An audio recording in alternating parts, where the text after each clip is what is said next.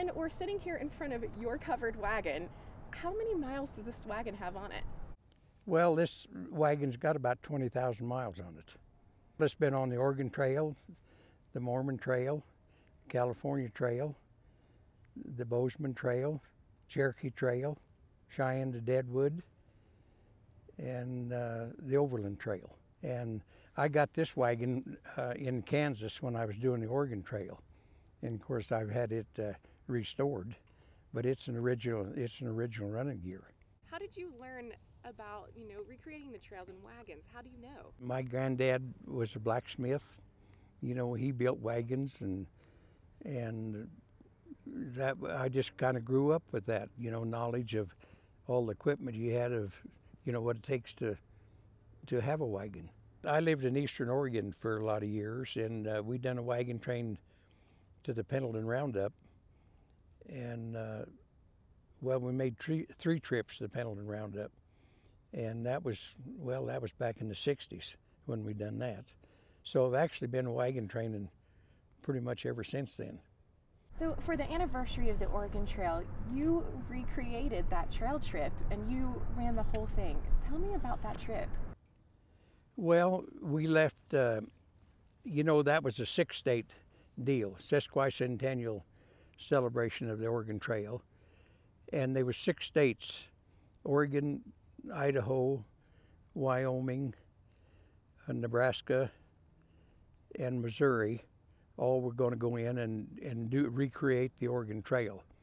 Well, the Idaho and Oregon decided that they didn't want to do it, and so we got together and decided that somebody needed to, being as they wanted to do this, that somebody needed to do it. So we started, my people and I started working, and we put it together and decided that we would do it, and we did do it. We made it work. They were 8 wagons that went all the way, started and went all the way. And of course, off and on, every state and every location, why somebody came and, had a wagon and wanted to go for, some people went for a day or 2 days, or some people went for a week and maybe a month. But the 8 wagons were the original wagons that went all the way. And pretty much the people that started went all the way too, the original people.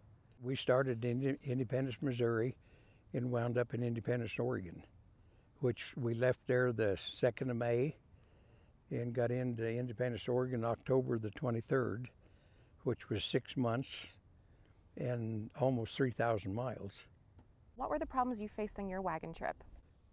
Well, the rain mostly. It was,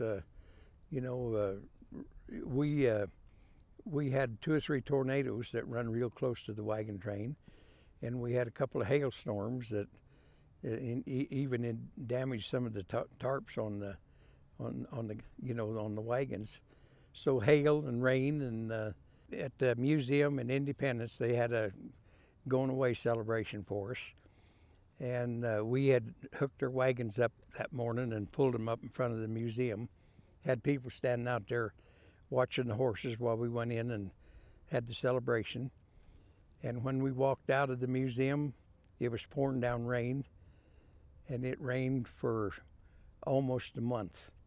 Never quit. It rained every day for almost a month. So we kind of got a feeling of what the original wagon train people went through. They had a lot of weather way back then, and I think we got an experience of what they went through. Did you ever just want to give up and call it quits? Well, when we started, you kind of thought like that, but I never did. Never went to a motel, and none of the other people did either. We either slept in the tents or slept in the wagons. And after it was all over with, and I came back home, and I set my tent up in my backyard, slept in my tent for about a month because I couldn't stay in my house. I just got claustrophobia. Well, camping out that long, sleeping out every night, that it gets to be a habit, and it's kind of hard to change. So you probably saw just so much of the country while you were out there. What are some of the neatest things that you saw as you traveled? Well, your landmarks Uh, I think the first real landmark is Chimney Rock in Nebraska. That was always, you could see Chimney Rock for a long ways, and that was a historical spot. And Scotts Bluffs, the bluffs over there, Scotts Bluff, and then, getting to the forts. One place that I really relish is Fort Laramie. That's really a neat place, and Fort Laramie and Fort Bridger, and I think them was important spots. You kind of look at the fort and you can look back at and see a lot of history there. What were people's reactions as they saw you crossing the country in a wagon train? That's something that really draws attention. People going down the road and they see a wagon train, and it really draws their attention. They either got to stop and visit with you or take a picture of it or whatnot. Wagon trains draws a lot of attention.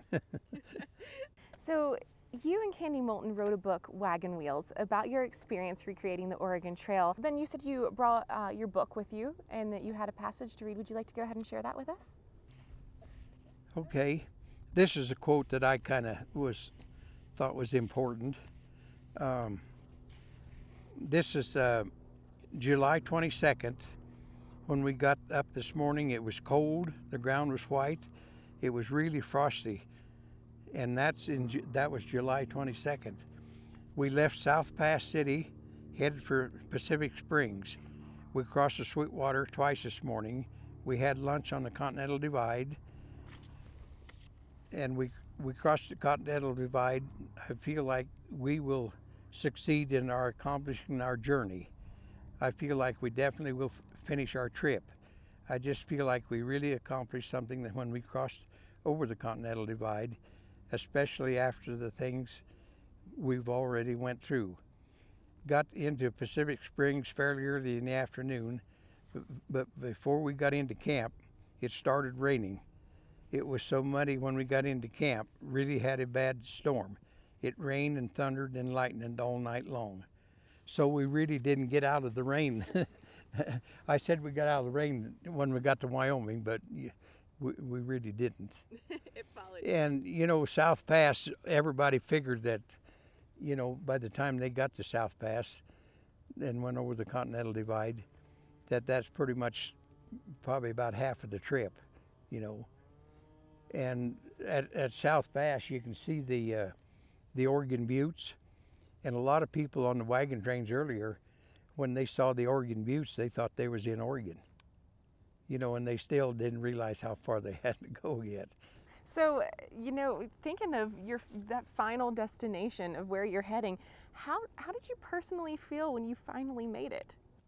Well, it was a great feeling. I feel that we really had, being as they had wanted to celebrate the history of the Oregon Trail, and we done it, we accomplished it, and it was a great feeling that we made it work, and we done it authentic too. I mean, our wagons were authentic, and everybody dressed authentic all the time, and we done it authentic, and we feel like that we really, accomplished it.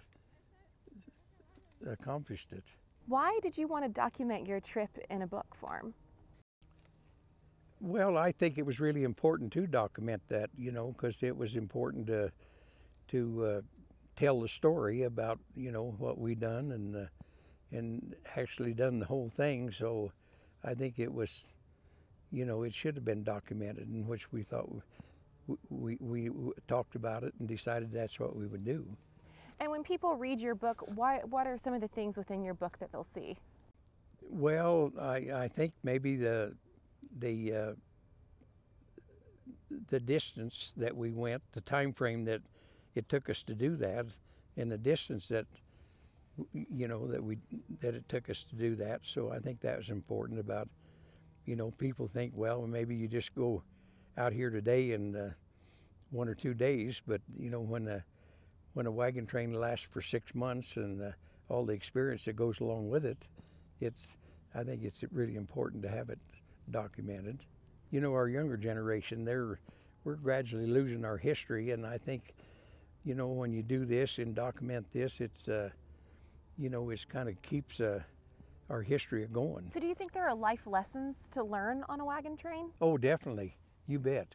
You know, the thing of it is, the on a wagon train, you get up early the same way every morning. You get up early and you do your chores, and you go all day, do your chores at night, go to bed, and that's, I mean, day after day after day.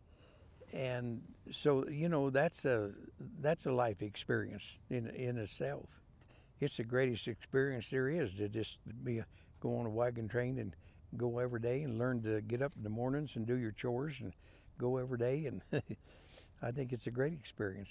Why did you want to recreate the Oregon Trail, and why do you want to recreate the trails at all? I enjoy driving teams, and it's something that I just like to do, and so I guess it'll always be there. You know, I want to continue to do this as long as I can.